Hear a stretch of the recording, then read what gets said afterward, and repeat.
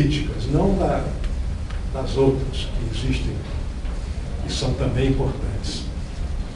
Agora, eu acho também que é importante na política a gente ter utopias, quer dizer, ter uma visão de algo novo e que signifique um avanço em termos de humanização e de bem-estar da humanidade em relação à situação atual, como para dar sentido à atividade política.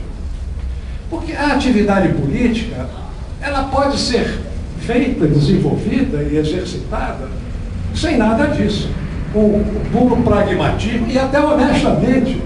Eu conheço muitos políticos sérios, honrados, honestos, que dizem, olha, essa coisa de sonhar com um mundo melhor, isso aí não só não interessa porque não se realiza, como às vezes produz distorções muito graves. O melhor é administrar o poder, né, tranquilamente, sem sonhos, sem tentativas de grandes melhorias, de mudar o mundo, de mudar a sociedade, e viver, né, simplesmente a política como administração do poder, como exercício do poder, no esquema de Maquiavel. Aliás, o Maquiavel e Thomas More, que escreveu a Utopia, né, de onde se originou a expressão, eles foram contemporâneos, e contemporâneos dos primeiros anos de portugueses no Brasil, início do século XVI, conviveram Thomas More e Maquiavel. Existem essas duas grandes vertentes ou formas de fazer política, que é pensar pragmaticamente na administração do poder para manter a estabilidade e um certo bem-estar da população, e a outra forma de poder, que é sempre estar procurando o mundo melhor, a cidade melhor, o país melhor, enfim, a humanidade melhor do que a situação atual. Essas duas formas de política convivem perfeitamente e há personalidades importantes e sérias e honradas dos dois lados. Agora, a minha vertente é a da utopia. Quer dizer, eu acho que para dar sentido à atividade política, e sempre busquei isso, eu precisava de ter um projeto, um farol distante que, né, estivesse lá balizando a caminhada dos companheiros do meu movimento político. Enfim, então por isso eu acho que, para mim, a utopia é importante. É importante exatamente como modelo, tal qual foi formulada por Thomas More. Thomas More, ele pretendeu apresentar um modelo irrealizável. Ele mesmo dizia essa expressão, utopia, quer dizer, não existe em lugar nenhum. E ele dizia, não existe porque contraria a natureza humana. Para ele, se aquela sociedade tão harmoniosa, e tão organizada, e tão pacífica e convivendo tão bem, era impossível de se realizar, porque contrariava a própria natureza humana. Entretanto, se ele apresentou, se ele escreveu, se deu ao trabalho de escrever, porque ele tinha em mente aquela formulação dele como uma espécie de modelo, de um farol ao longe que pudesse iluminar ou balizar caminhadas políticas em direção a esse modelo. Realmente, a utopia de More é demasiadamente idealista e irrealista. Mas, por outro lado, ele, quando escreveu aquilo e disse isso não é realizável porque contraria a natureza humana, ele mesmo não se deu conta de que a natureza humana também se modifica. Ela não é igual, eterna, nos mesmos moldes, nas mesmas características, desde da formação dos primeiros grupos humanos. Basta dizer que no início do século XVI, quando More escreveu Utopia, a escravidão era institucionalizada. Quer dizer, as pessoas, tanto que na utopia, no modelo, na sociedade modelar de Thomas Hobbes, na utopia, havia escravidão, havia guerra e os prisioneiros de guerra, licitamente, legitimamente, eram escravizados. Quer dizer, é porque a escravidão naquela época da humanidade, naquele estado de sensibilidade da humanidade, era uma coisa admitida. Assim como a fogueira, a tortura era institucionalizada, a morte pela fogueira, a Inquisição, quer dizer, tudo isso a humanidade já aceitou como sendo uma coisa normal, banal até, e hoje a humanidade rejeita, a humanidade vomita essas hipóteses, embora ainda haja formas de escravidão, mas escravidão velada e condenada, mas naquele tempo não. Então a própria humanidade evolui e a sua sensibilidade se apura e o que a gente tem como conceito de humanização avança. Quer dizer, a humanidade se humaniza no sentido em que nós pensamos que seja a humanização, quer dizer, o ser humano sensível, solidário, o ser humano que busca o bem e que quer valorizar os sentimentos que são caracterizadamente sentimentos humanos. Né? Então, por tudo isso, eu acho que nós devemos sempre manter viva uma forma de utopia, uma formulação de utopia que nos oriente na nossa atividade política, na nossa luta política.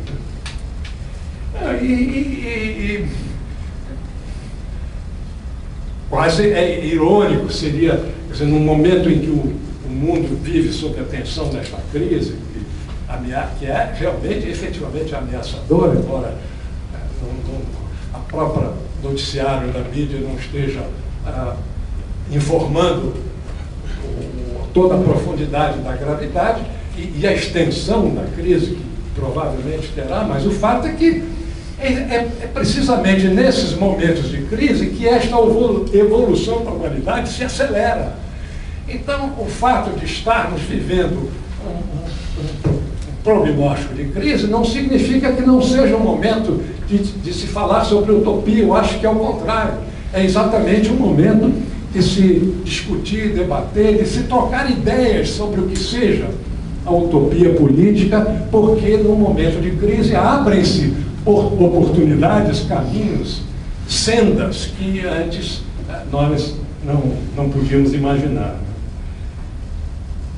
E bem, para começar, eu quero dizer que a utopia mor, para mim, continua sendo o socialismo.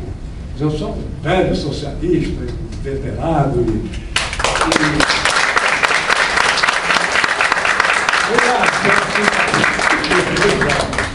continua sendo o socialismo, apesar de tudo que se escreveu, né, a respeito do fim da história e do triunfo definitivo do capitalismo e do fim do socialismo. Isto tudo é perfumaria, é engodo, porque na verdade o projeto socialista, a ideia do socialismo continua vivíssima e fazendo parte mesmo do ser do homem, né? do ser humano.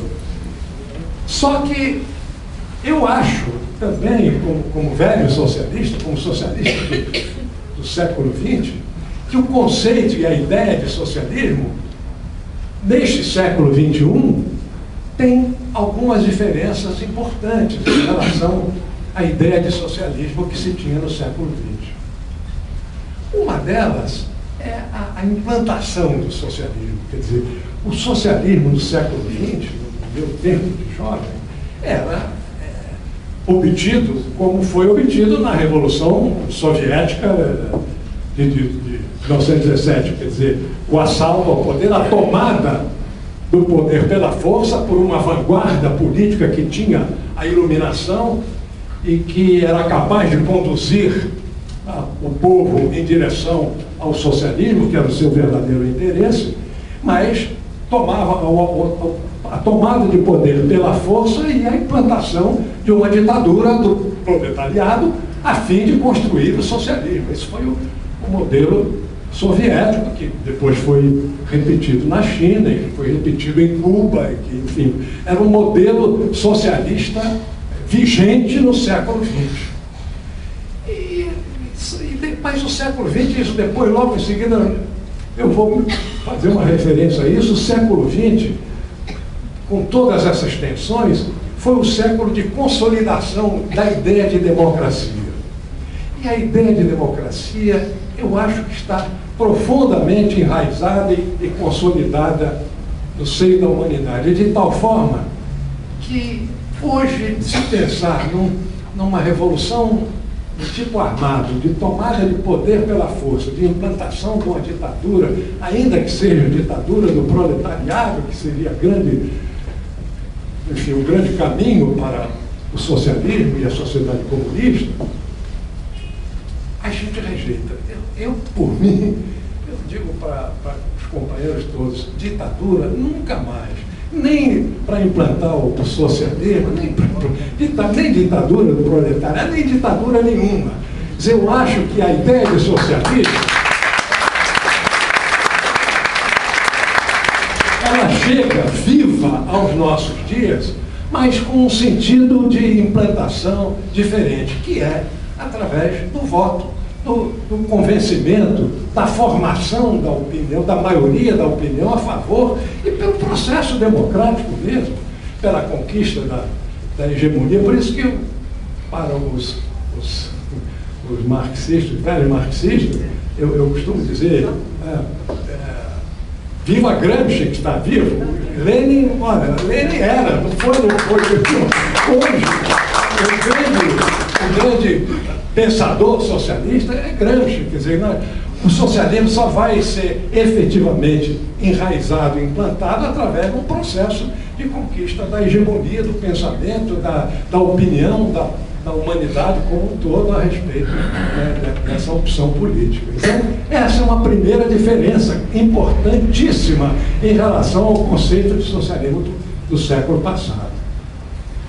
A segunda diferença é que as experiências que se constituíram no passado de socialismo, que era o modelo marxista, né, de socialização completa dos meios de produção, não havia possibilidade de haver nenhuma produção que não fosse através do esquema socializado, ela também se mostrou pesada demais, quer dizer, a burocratização da produção e o peso do planejamento descido aos mínimos detalhes, e, enfim, todo o processo que barrava muito, que tirava a criatividade, a iniciativa da criatividade, tudo isso mostrou-se um modelo que tinha alguma coisa de incompleto. E, por outro lado, a experiência de mercado mostra que o mercado é uma boa solução para apurar-se os desejos, as prioridades da sociedade. O que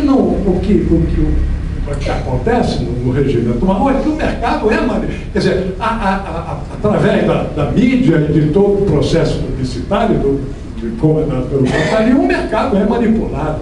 Mas a ideia de um mercado que indique as prioridades e a formação de preços, e, por outro lado, a liberdade para iniciativas em pequena escala, que estimule a criatividade e dê mais flexibilidade ao esquema produtivo, eu acho que isso também é uma correção que se está fazendo hoje em relação à ideia da socialização total do século XX.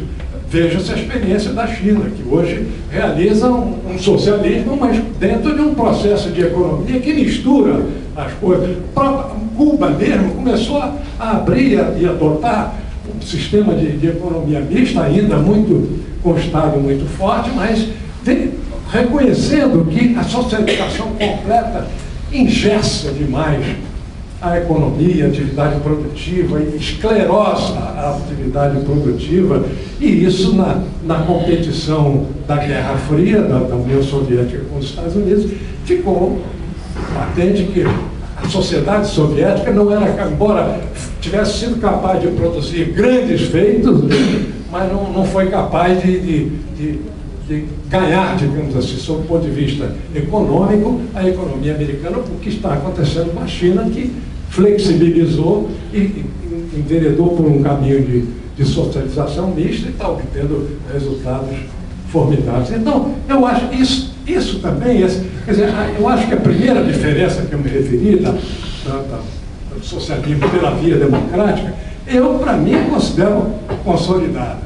Essa segunda diferença, eu acho que ainda não se formou. A própria experiência, e a experiência chinesa, acho que vai ser muito importante para isso, vai mostrar os melhores caminhos para a socialização que evidentemente tem que compreender os grandes empreendimentos, as grandes empresas e, muito especialmente, o sistema bancário, os bancos, de modo geral, a socialização dos bancos, a socialização do sistema financeiro é decisiva, mas no pequena iniciativa, no pequeno empresariado, pode se abrir. Eu acho que a tendência é não pretender. Já temos todas as coleiras, até cheio de inscritos. Já temos o primeiro aqui, quando eu passei já me pegou. Então, peraí. Saturnino. Professor Saturnino, tudo bem? Aqui, Ronaldo César. Olha só, eu quero fazer uma pequena pergunta para o senhor. O negócio é o seguinte: eu aprendi a apreciar um grande parceiro seu, o Leonel Brizola, né? Grande parceiro, né? E ele me deixou uma marca muito interessante, porque eu, quando garoto, quando eu tinha meus 18 anos, ele era um desafio para o Brasil, na época da anistia, em 78, né? Épocas difíceis. Eu fui participante, inclusive, da UNE, fui um dos últimos remanescentes, né, agitadores, né? Fiz questão de ser agitador da UNE, mas eu aprendi uma coisa com o Brizola. O Brasil hoje, professor, é o Brasil de amanhã, com as escolas, ou o nosso querido Darcy foi apenas uma utopia?